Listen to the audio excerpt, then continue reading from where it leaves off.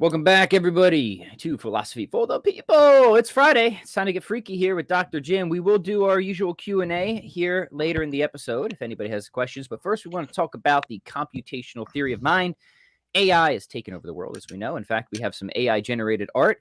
Jim, I wanted to share a little bit with you to start. Is that Yeah, okay? that's All right, it. I want you to tell me, Jim, is this natty or not of yours truly?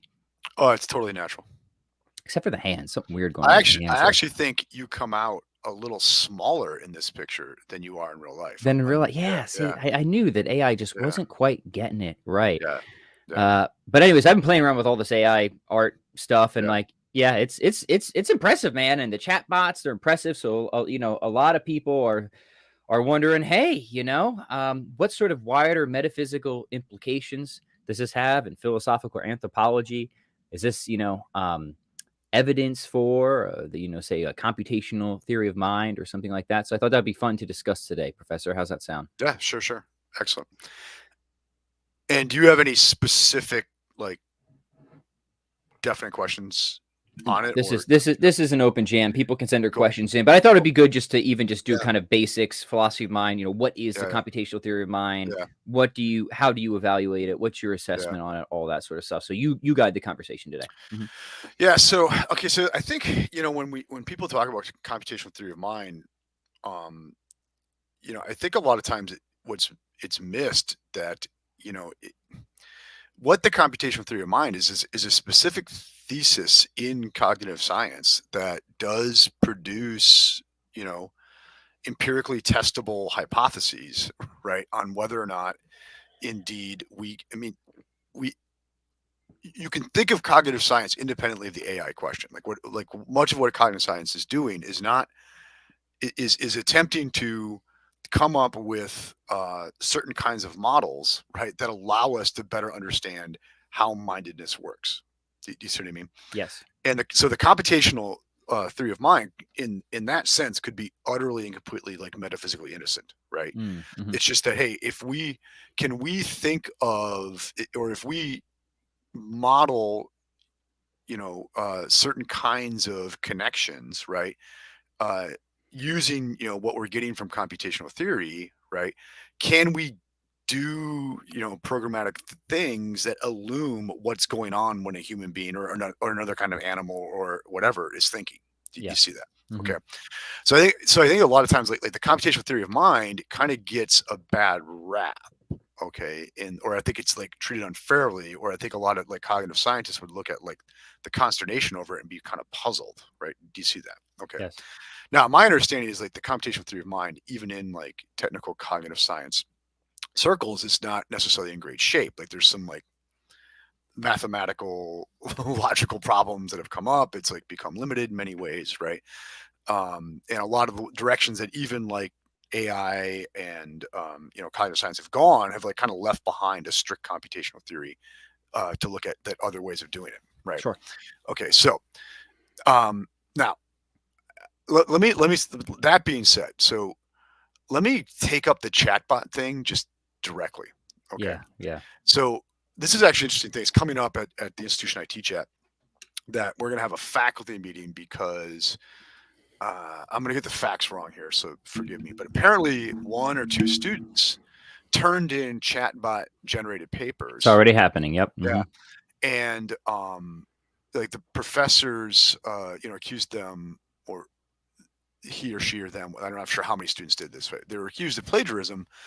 And the students were like, well, they were just utterly like dumbfounded. Like, well, what do you mean? I'm not taking any other person's work. That's right. Right. Yeah, I actually used plagiarism before when I spoke of it to him, and then I thought, wait, Yeah. is that actually plagiarism though? And then I Yeah. walked it back a bit. Yeah. Yeah. Mm-hmm. Okay. So let me say that I think this is an immensely fascinating issue.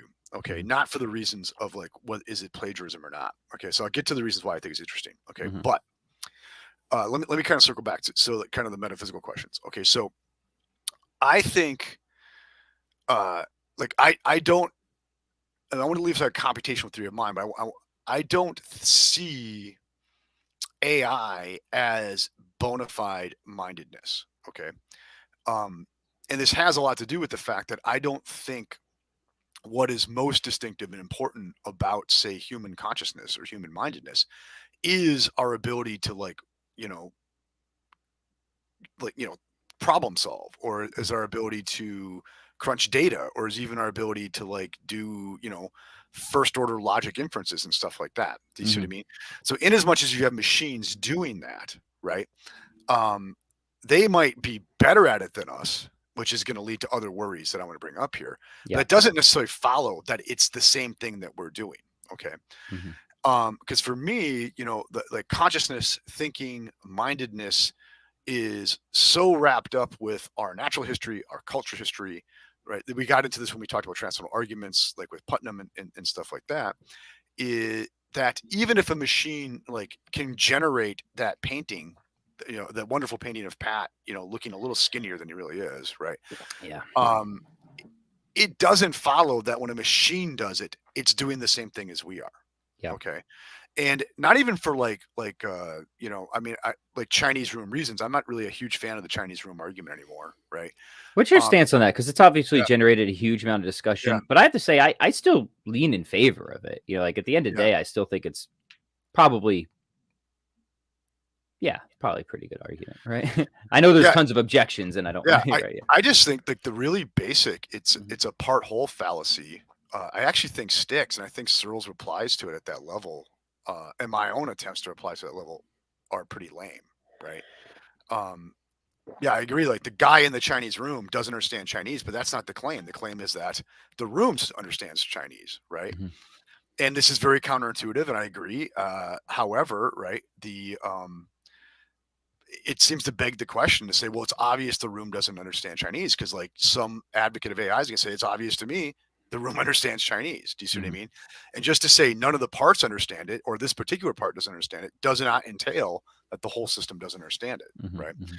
And you see, and I'm not coming out and saying the Chinese room understands it. I'm just saying that the thought experiment, I don't think actually shows that. Sure. You see Mhm. what I mean? Right. Right. There'd have to be some other Yeah. argument of why you can't have that sort of radical emergence of understanding, even Yeah. if it isn't there in the Yeah. parts. Right. And Mhm. so for me, at the end of the day, right, what separates, you know, the bot creating the painting of Pat, or, me in my admiration for Pat creating the painting is the painting matters to me in a way, right? Can't wait for that Christmas present, Yeah, Jim. exactly. It matters to me in a way, right? It's like I come to it with a history and a set of concerns and all these things. And I'm not doubting a machine could mimic all that, but I do find it hard to believe that you're saying the machine is concerned about something, the machine cares about something, or the machine, you see what I mean? And so um I don't see all of this as like making much metaphysical difference, but I also think about mindedness very differently than a lot of people in this debate do, and I once did, right? Yep. Okay, so now, but let me raise what I think is interesting in this debate, or what another interesting thing. So, let's say, so right now, I think there's actually an article in the Atlantic about this is the end of the college essay with the chatbot. Okay, Yeah. okay, now I actually fed in um, the two essays that were required for my ethics class um, into chatbot, and there's no way it would not have worked, right? Mhm. Okay, so Just one, didn't I do want a to say, great job. yeah, it was like, yeah, yeah, it wouldn't have worked. Okay. Yeah, I saw one And professor post about an essay that was submitted on Hume, yeah, and the professor said essentially like if he didn't know anything about Hume, maybe it would have yeah, passed, but yeah. it didn't pass, obviously, right? And so part of me wants to say, hey, if you're requiring essays of your students, that that can be done by a chatbot, that's kind of on you, right? Okay, but so far, so far, okay, so I'm not saying 2, 3, 4, 5 years from now, there's not going to be a bot that could write that essay for my class. Yeah. You Mhm. say, okay, Mhm. now so I'm not doubting that. I'm not going to bet against the technology. So I want to leave aside that issue. Like this, is the first order snotty. Well, why don't you try harder to come up with good essay topics, and you won't Mhm. have this problem, right? And look, I'm pretty sure people said that about AI and chess, and now chess AI just Yeah, cleans our clock on chess, yeah, right? Yeah. exactly. Yeah, do you know what I mean? And all these other games. Okay, Yep. Mm. yeah. And so what I find, and so I do not think the cognitive act of writing of the chatbot writing it is the same as the cognitive act of me writing the essay. I'm not saying that at all, right? Mhm. Not I have different reasons for thinking that, but I'm not saying it is. But what I am saying is, um, I do think, and this is the real worry, is to what degree is this just going to render like what was once a sort of really important institution in certain ways utterly obsolete, Yeah. right? Mhm. Okay, so and for me, like the question with all this isn't like are the machines going to outsmart us? I'm like the stuff more stuff I read like no, we'll have a kill switch. It's not a problem, right? It's not like does this show us that we're no different from the machines? I don't believe it does. It's that it's going to render us obsolete. Mhm. Okay. Do you see what I mean? Because now, like it's the student sees this like, look, there's this, I could write the essay or I could have the machine do it, right? Right. There's Yeah. no need Mhm. for me to do this now. I'll just have the machine do it. Do you see what I Right. mean? Right. Oh, for Okay. sure. Mhm. And so I do think it like raises so there's so many things like there's so many professions and stuff that are going to be rendered obsolete by this. Like a lot of Art, people say man, like, music, yeah, the beautiful yeah, painting as you saw, yeah, yeah, my artist friends are really, yeah, really worried about this. Really, yeah, really worried about it. Yep. yeah. Okay. And now I My think artist so. friends. Yeah. So I, or like even law, like people say like a lot of it's going to like get ruined because you can like, a chatbot can like write a will pretty darn well, right? A chatbot will be able to write, Mhm. will be able to like set up a trust pretty well, right? And lawyers might be left just to kind of check the work occasionally and stuff like that. So there is Mhm. this question of like increasingly how even some of our knowledge work is going to become obsolete. That okay, Sure. and then like what comes of daily human existence is a really important question there, right? Yeah. Okay. And let me real quick just Yeah. throw some in, Jim. I mean, think about the implications in marketing and deceit and fitness. Like, just wait till people start generating false before and after photos for their marketing, fitness, to market their fitness program that's completely written by an AI with generated Yeah. photos of people that never existed. For people who are willing to be deceitful and lie, which are many, Yeah. many, there Yeah. could be some really serious implications there, because it makes it easier. I mean, people have fake stuff throughout all time, right? Yeah. But the point is, it seems like this will make it a lot easier to be deceitful for people that are willing to do that. Yeah. Do you agree? Now, yeah, I agree. And so now here's the thing is let's take your artist friends. So why are they worried? Okay, well they're worried, and correct me if I'm wrong, right? They're not worried that the chatbot is going to undermine art and its importance to them and its meaning for them as creators of art. They're Mhm. going to worry that the chatbot is going to undermine like art as a profession. Yep, Do you see that? Okay, so one can still be motivated to create art, right? of course. And it will be distinctively human art because of that concernful motivation, right? Do you see what I mean? Mhm. But the problem is it's going to render it obsolete as a profession, Yeah. right? So I'll use me as an example Yeah, because, I produce music, but I just do guitar. I don't sing or this or that, and yeah, I don't do the drums. So right now I will pay other musicians, right? Hey, can you do the drums for this or whatever? But if AI gets good enough, like I might just be like, yeah, okay, I'll still do the guitar because I'm concerned yeah, about that. I want to be the guitar player, yeah, but then I'll just have the robot fill in the rest and save a yeah, bunch of money and time. Right. yeah. Mhm. And likewise with the essays. Okay, so I agree. Chatbot undermines the notion of the essay in terms of like the professional production, but one could still write the essay out of a concern. Yeah. Do you see what I mean? Like, see the analogy with the art there. Okay, Hmm. but Hmm. no. So here's my hook. I'm actually writing some of this right now. I think the troubling thing about this, it just reveals how deep our nihilism is, and that we don't really care about anything anymore. Because as soon as, right, as soon as like it's seen, hey, we could get this art and like take the humans out of the loop, and it wouldn't be born of any real concern, and we could just use it to manipulate other people, right? We'll just go ahead and do that because we don't really care if it means anything, Yeah. right? Or the only thing we care Yeah. about is our material advancement. Yeah, exactly. Okay. And so like it's not like the chatbot created that problem. That was a Mhm. problem in our souls to begin with in the Oh, for first sure. place. Mhm. It's just revealing it. Do you see what I mean? Or like Uh-huh. so like the way to think about the student essay is like, okay, um, how different is a kid using a chatbot from a kid coming to my class? And I don't do this, but like people do this. I put up PowerPoint slides of a bunch of words the kid doesn't understand, right? Okay, the student writes those words down that they don't understand into a notebook, and then I give them an essay assignment, right? and they're just going to reproduce those words uninterpreted into an essay assignment. Do you know what I mean? Yeah. And they get it right. Right. So, like, how much were we already operating as if we were Turing machines, as if we were chatbots? Do you know what I mean? Yeah.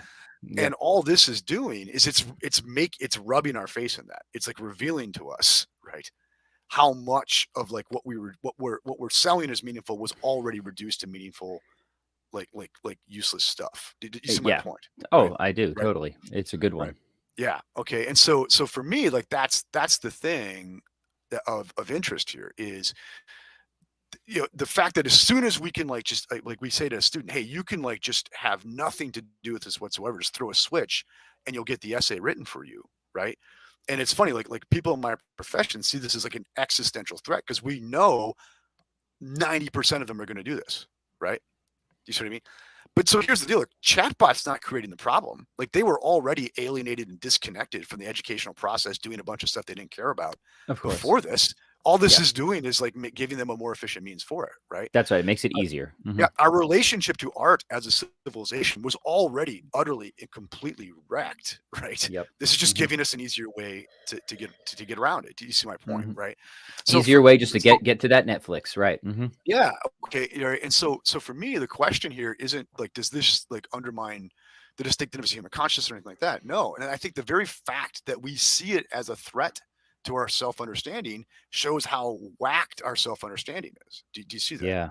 Right? It shows that we're already like mostly going through our lives sleepwalking, right? Oh, for sure. Just acting like Turing machines, just writing down what we're told to write down, just looking at the art we're told to look at. Do you see what I mean? And like that's, I think, where there's kind of an interesting revelation to be had by all this. Yeah, and I wouldn't be concerned about, people cheating and being deceitful with AI if it wasn't already an obvious reality that that's where people are, you know, Yeah. like morally, which is very sad, right? That Yeah. they'd be willing to do something like that. All right, so that's I have nothing to add to that because Yeah. it just seems so obviously true to me and sad. It's a very sad state of affairs. I don't know. Are you pessimistic or optimistic? Do you think these increases in technology will wake us up to the technological nihilism that we're already definitely in, or do you think it will only make matters worse? Oh no, I think civilization's going down the tubes. Yeah, Yes. I'm not optimistic, right? Yeah. I'm Yeah. not Yeah. optimistic, Neither am I. right? Neither am I. Yeah. Neither am I. Yeah. Right. Okay. So let's go. No, go ahead. It's Finish your thought. No. interesting, like I, like certain theses I like accept, like kind of mine, stuff like that. There was never like a non-technological moment for humanity, right? Like we've always been like rigging our environment informationally, right, to do the work for us. Yeah. Okay. So ultimately, where is that going to end? It's going to end in like, our like abdication of all these things to our machines, right? I mean, it seems Yep. like it was baked in the cake. There's like this ironic thing that was baked in the cake for humanity since jump, right? Yeah. And so yeah, and I do see, like, in a lot of ways, like, I don't know, this is going to sound crazy, but like the world ends with a whimper, not a bang, right? It like enters Mm. as we become less concerned about whether or not this art is the product of real concern or if it's just, what the machine titillates us with, right? You know what I mean? Titillates is such a good word. Yeah, like Yeah. we're less concerned if this essay is the product of real human concern, and it's just what the machine happens to, titillate us with. Do you see what I mean? Yeah. And so I think, yeah, I think the end is just our collective no longer giving a damn. Yeah. Yeah. Yeah. Damn. Well, people submit your questions. I want to poke Jim in a couple different directions before we turn to Q&A, but send whatever you have. Yeah. Speaking of titillation.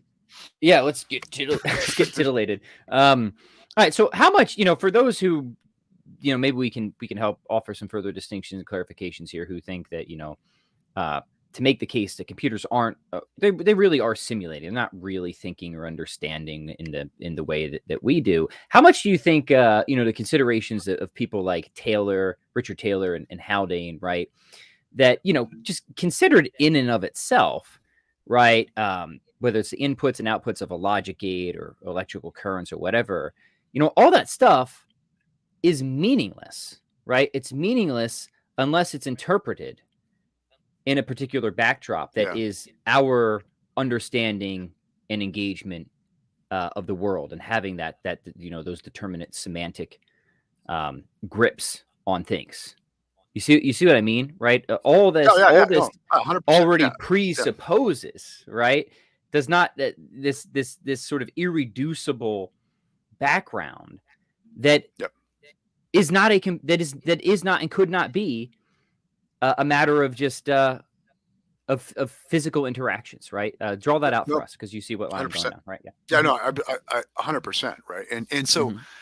like, for me, it's it's not because I don't think the Chinese room understands Chinese, not because, um yeah, I think for the reasons that Searle's pushing, it's because there's no background cultural history the room is inheriting that gives it meaning. Do you see what I mean? Right. And so, like, outside of our inherited cultural biological history, the logic gates in the computer don't mean anything at all. Right. Do you see what I mean? They're as meaningless as just like a randomly thrown bundle of sticks, right? Hmm. Yeah, or yeah, exactly. Exactly. But I agree 100%, right? That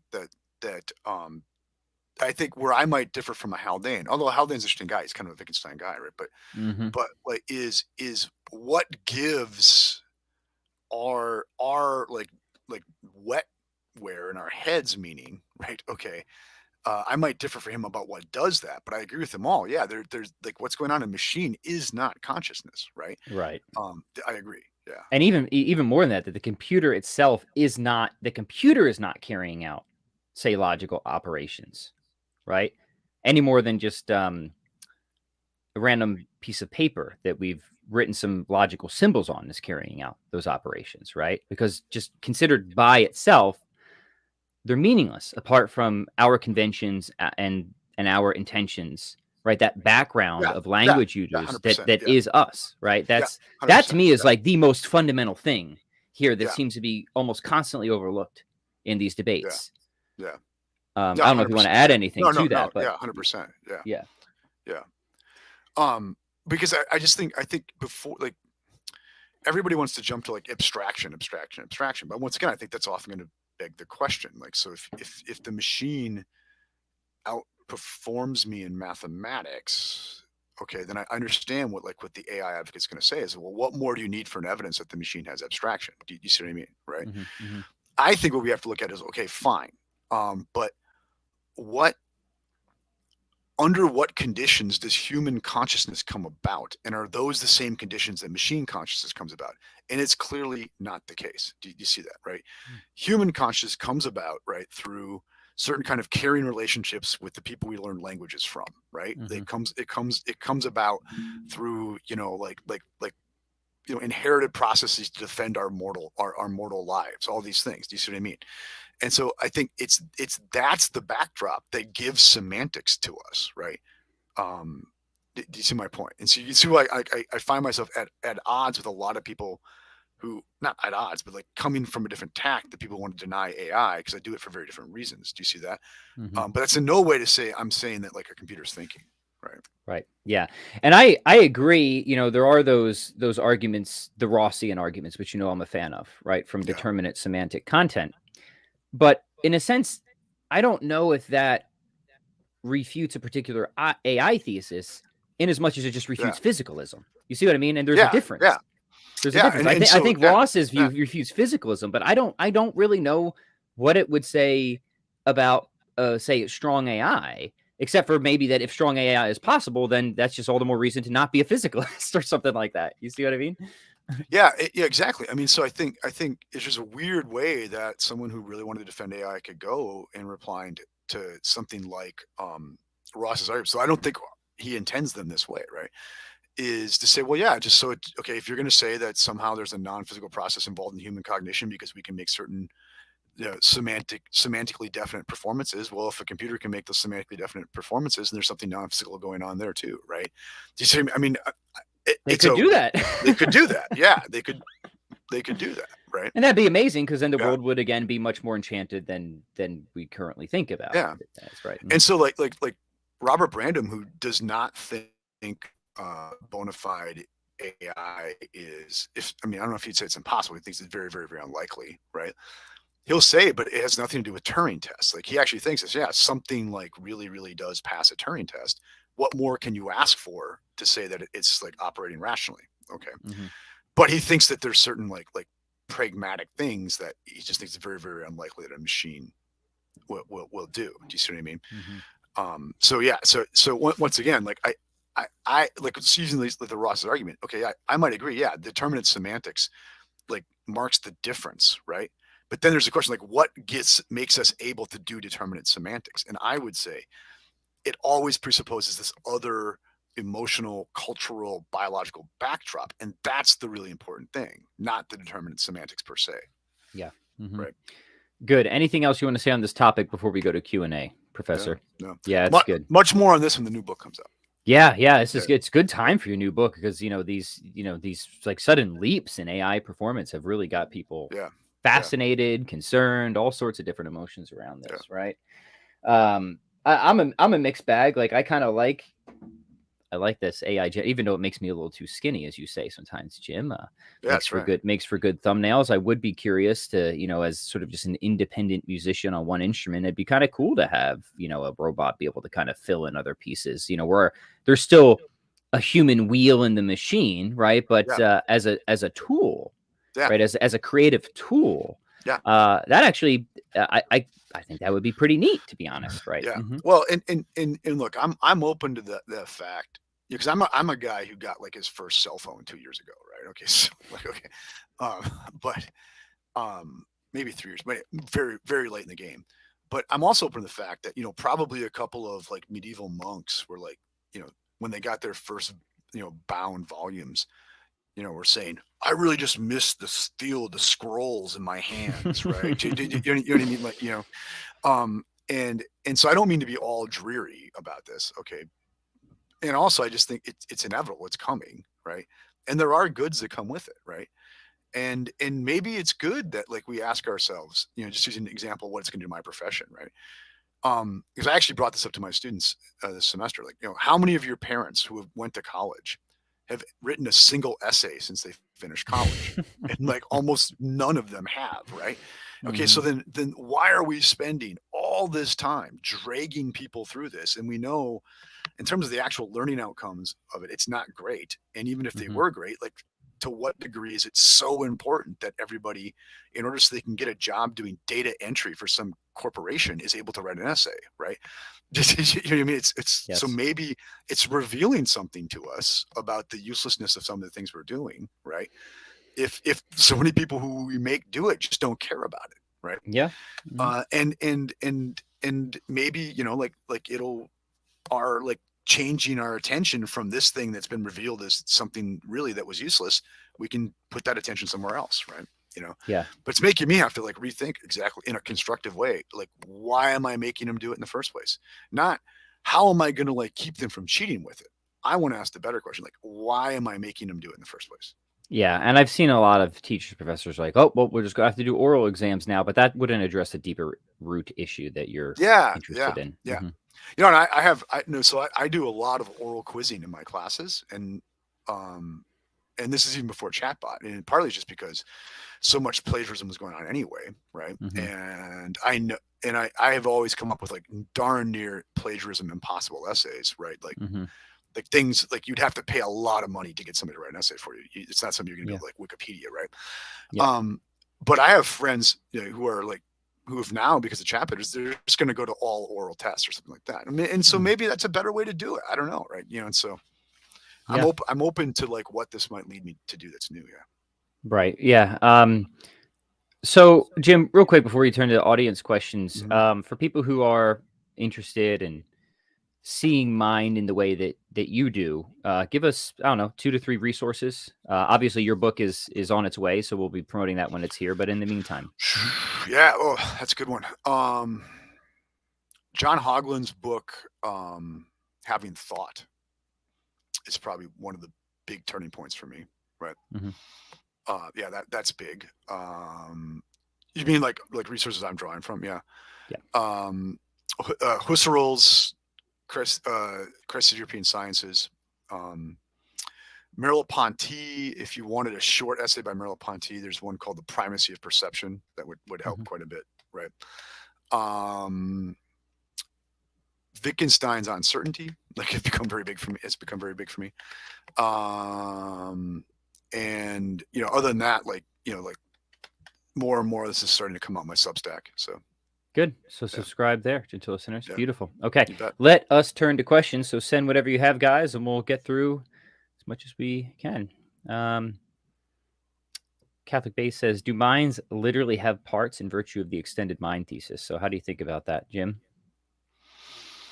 I mean, I think once you go extended mind, right, you start, like, I think, and I appreciate the question, Catholic Base, so I'm not trying to be snotty here, but I think once you like go like the kind of extreme externalism that's involved in extended mind, or like the inactive like cognitive science stuff that I've been moved by, you start to see like that kind of question just doesn't really get at it anymore, because like you're no longer thinking of minds as composed entities, right? You're no longer thinking them in like that's to say like a mind is something like a desk, right? And we can ask, does the desk have parts or does it not have parts? And if it has parts, well, how's it unified? Okay. Whereas I think once you go extended mind, once you go in active cognition, you're starting to see mind is not an entity that may or may not be composed of parts. It's an ability. It's something one participates in, right? It's it's a relationship to the world. Do you see that? Okay. Yeah, I do. And so I think this is one of my points about, like, if we're going to stop being Cartesian, we have to stop being Cartesian. And it's to like quit thinking that, assuming that everything in our ontology is something neatly individuated, right? In the same way that we might individuate a desk, right? Yeah. Do you see what I mean? Yeah. Okay. And so for me, what I've been doing for like the last 10 years is trying to get over that, right? And I haven't gotten there all the way either. That's right? a bad hangover, my friend. It's The Cartesian one. Yeah. It's a bad hangover, right? So I guess to answer your question then, Catholic based, is, do minds literally have parts, right, in virtue of Semantics? No, but they don't not have parts either. It's a category mistake you've been asking, right? Yep.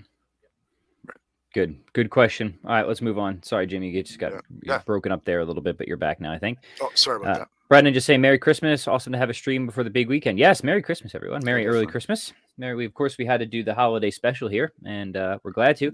Check out the holiday sweater. I got the Christmas sloth. That's right. I should have thrown mine on. Yeah. Yeah, dude. It's tradition. 2 years now. Wow, I've man. got the kind of the thermal log cabin shirt on, so. Right. Jim, you already touched on this. I don't know if you want to reiterate anything, but the question is, why isn't the Chinese room a good argument? Yeah, maybe you even want to just explain briefly what that is, because it's so first of all, is it even an argument? It's a thought experiment, right? Okay, you know what I mean. So I think even this might be like helping Searle a bit, like to evaluate it as an argument. It is maybe unfair to Searle, because he doesn't really present as argument. He depends on a thought experiment that's trying to like sort of like reveal our intuitions about things, right? Illumine something. Yeah. Yeah. And so the idea in the Chinese room is that you've got a guy who does not speak Chinese, right? And in one window of the room, he can't see out of the room, come questions in Chinese, right? And he doesn't, he can't understand them, but they have like a code on them that he can go to a book that matches the code, and that gives him the right answer to the Chinese question in Chinese. He just writes that down and puts the slip back out the window. Okay. So from the outside, it would appear as if there's like Chinese fluency going on inside the room. Okay. But really there's nothing in the room that actually understands Chinese. You got a code book, right? You got the guy, which doesn't understand anything. It's just written down, right? You've got you've got the guy in the room who doesn't understand it. You've got the slips moving back and forth, right? And so like Searle thinks you're going to look at that and say, well, that's not what it is to understand Chinese. Okay. All right. And at certain points, they'll say, because the guy in the room doesn't understand it, no part of it understands it. And okay, fair enough. But once again, like no part of my brain understands English either, right? Okay. But it does seem this whole organism does, right? And I think if you then say, yeah, but you're not just your organism, you're something immaterial too. Okay, that's all well and good. But then why can't I say that about the computer or the Chinese room? Right. Did you see that? right? So again, So maybe an argument against physicalism, but not necessarily against certain theories maybe, of mind. Yeah. yeah. You know what I mean, right? And Hmm. I would say, yeah, I don't think I would even say, like, like the parts of my brain and the parts of the Chinese room, they're not like the problem with, like, they're not what is thinking, I would say, because they have to be externally related to something. Okay, this is the semantic thing, but what that amounts to metaphysically is there's a lot of options there too. So, like, to what it is to say it's an argument against physicalism, I agree, in a strict sense of physicalism, right? But I don't Hmm. think it gets you to dualism or something like that. Yeah, Yeah. Good. right. Good clarification. Thank you, Professor. Yep, yep. All right, this is more of a comment, but Sean says, please speed up AI. The majority of the jobs I have had just to live far exceeds the nice jobs. Please automate all the poopy jobs so that the only jobs that exist are nice ones. And so many jobs just prop up redundant industries that exist to redistribute resources under the control of dictators. Viva la resistance! Created by Providence. Personally, I could do without pop art in all of its forms. Jim, your comments on this Yeah, resistance letter. I think uh, Sean's right about a great deal here, right? And this is kind of always the hope that automation will relieve us of a lot of the meaningless toils that we're Of doing, right? the dirty Yeah, jobs and stuff like that for sure, yeah. yeah, mhm. But there's this question though: what is going to be left for us to do, right? Like what happens when most of human labor is left as obsolete, right? Um, and like, how will we generate wealth for ourselves? All these things. Okay, so I think there's a lot of really, really, really hard questions in this vicinity that have to be addressed, right? Like how meaningful will people's lives be when we've mostly been rendered obsolete and we're living on like a universal basic income, right? Do you see that, right? And I think a more important question too is where I always go is, it's not like it's not clear that it won't take as many of us to supervise our machines as it will to do the work of our machines, right? So something a very interesting phenomenologist from the 20th century, a guy named Anders, wrote about how um, for him, and actually Jacques Ellul, who's this French sociologist of technology, wrote about this too, is how as like technology advances, it's not so much that we don't have work, but it's the kind of work that we're going to do is changing. Like, we're becoming less and less involved in the actual productive process, and we're more and more just supervising the machines doing the work, Yeah, right? Okay, so like as we become less able to see ourselves as direct contributors to production, right? And merely as like passive observers and consumers, like what happens to like humanity's collective self-esteem, right?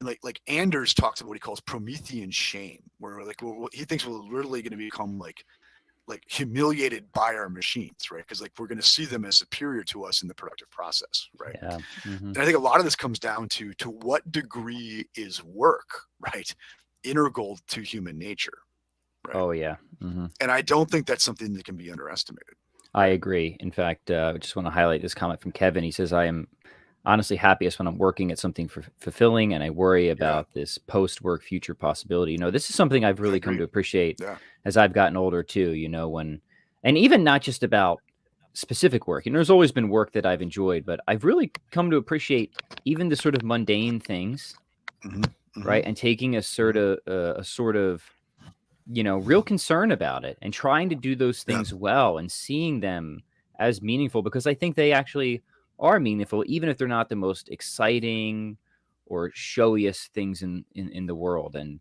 that's something I've definitely come to appreciate more with age, which just makes me resonate with everything that you've said there too, Jim. Hmm. and this is something I have a Substack and this pulling up right now, if you don't mind. Yeah, please do. This is something that actually I think the Marxists get very much right. You know what I mean? Yeah. Uh, that this that fulfilling human work is important to us, right? Yep. Um, and I mean, in some ways, yeah, like we don't want to do still to find labor, right? But we also want to be able to say we have, like, we're doing something to keep ourselves in existence is very important to human Hmm. fulfillment, right? Right. And I've just done something well, whatever it is. Whatever it is. Yeah. There's this, worker at a restaurant that we go to, and a lot of people would probably say, yeah, that's not the most exciting job, but dang it, she's always there with a smile, always treats you so well, makes you feel Yeah. so good, takes a ton of pride in her work, and it clearly means a lot to her, and she's getting Yeah. a lot out of that. And like Yeah. there's something about that attitude that's really beautiful and correct, I think. Right. Yeah, I agree. I agree. And just like once again, I think Anders is right. Like, what becomes of our collective self-esteem as increasingly we are less responsible for our like well-being? You know what I mean? Yeah. That I worry about that. I worry about that. Right. Yep. Yep. So I just put that link to the Substack in the private chat. I couldn't And I find a way to get it transferred in it my to the public comments. chat so people can Look at grab you, it man. there. I'm Man, you're like a fast, wizard. dude. I'm You're a wizard with the fast. tech. You're a wizard with the tech. Mhm. Right. Mhm. Yeah. Danny says, "How would you demonstrate or prove semantic meaning to a hardcore skeptic of it?" Right. So somebody's caught in Um, Ross's argument and they just want to go the other way. Right. Yeah, I would go back and look at the latter half of our talk about transcendental arguments. Yeah. Right. I think we I I mean, think we really nailed that. Yeah. to even reject it presupposes it is essentially the short of it. Right. Yeah. Yeah. I think And I that is actually Ross's move. Ross makes that yeah sort of transcendental yeah move to support his argument. Right. yeah. I think the Putnam reply to brains and vats is really pretty decisive. Right. Yeah. hmm Yeah. Yes, sir. Yes, sir. But once again, I'll say so I want to be like fair here. Like, it's a thought experiment, and he's presupposing you have certain intuitions, much like Chinese room, right? Okay.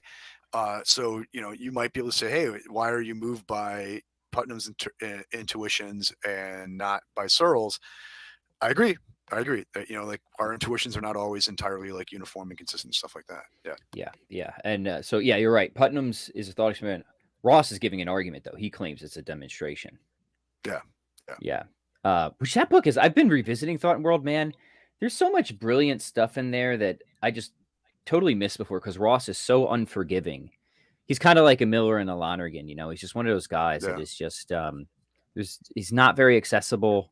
He's a genius. He's a lot Yeah. smarter than you are. So it's Yeah. one of those books that I'm sure I'm going to continue to revisit many, many times and realize how dumb I was the previous time I revisited it. Yep. All right, let's take one or two more here. Jim, of course, feel free to grab anything that's jumping out Sure. at you. Sure. I did say we take this one from Giovanni because this was Sure. submitted earlier. Giovanni says, off-topic question. This comes from our video discussing large families. In that video, Jim made the point that if you want to live a good life, you have to accept human civilization. And Giovanni wants to know, why is that? Why does accepting human civilization, why is that a prerequisite to a good human life? Yeah, I mean, we were simply evolved for it. Like, we were not evolved to be solitary animals, right? We were not evolved to be non-cultural animals, right? I think if you look at the empirical stuff, right, like the success of the human species cannot be separated from our cultural history, right? Mhm. Okay. And if you look at like the conditions for like human flourishing, it involves, right, cultural involvement, involves institutional involvement, involves like community involvement, right?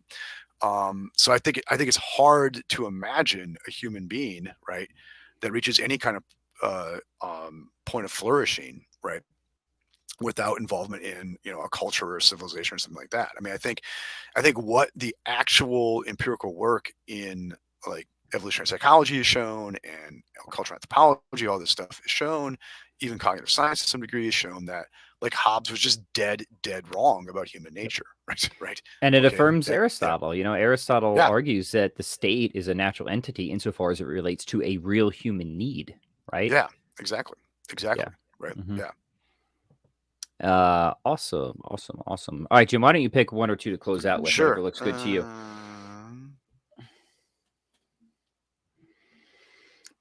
Okay. Yeah. Let's Brent. It no longer lets me pick them, but Brendan said, I would think that writing is a way of teaching a person how to hammer out concepts. I think without it, there's no real wrestling. I agree, but Brendan, you're probably a guy who actually cares about what you're doing, right? And the fact of the matter is, a great many people who are involved, who are being educated, at least in the States, right, just don't care about it, right? So inevitably, like, they're not wrestling with concepts. They're trying to figure out which uninterpreted code I need to put down in this paper to get the uninterpreted mark on it that will get me onto the next stage, right? So I Mhm. agree. I don't think there's a way to really learn without writing, okay, or some analog therein, right, or debating, right. My worry though is that that only works. Like, education in general only works in as much as somebody actually gives a damn about it. And when we have vast swaths of people involved in the educational system that they don't care about one whit, right? But to get a box checked, well, I think you can make them write all the papers you want. They're probably not going to learn anything. And the social science on that is pretty grim too. Yeah. Yeah. Good stuff, my brother. All right, what do you want to announce, Jim? What are you working on? What's coming up? All I that good do. stuff. I do have a. I wasn't even planning to talk about this, but I do have a Substack on all this about like chatbots and the future of higher ed that I'm working on right now. So that should come out next week. Right. Perfect. Maybe we'll Yeah. even do another little chat about that. Yeah. Yeah. And instead of going to the faculty meeting we're going to have about, I'm going to write a Substack. So It's probably it's better. It's better that way. All right, what do I got to announce tonight? Special episode tonight with Christopher Tomaszewski. Have Chris T back on and talk about some of the recent research and work that he's doing. Otherwise, Merry Christmas, everyone. Merry Christmas, nice. and Merry Christmas. Yep. Happy New Year if we don't see you or talk to you before. And yeah, that should do it for today. And please continue to support the channel, subscribing, ringing the bell, commenting, getting on Jim's Substack, getting on my Substack. All those little things make a positive difference. We don't report you. We appreciate you guys. We will report you. I don't know to who, but we'll do it. We don't report you as far as you know. All right, guys. We'll catch you next time. Adios.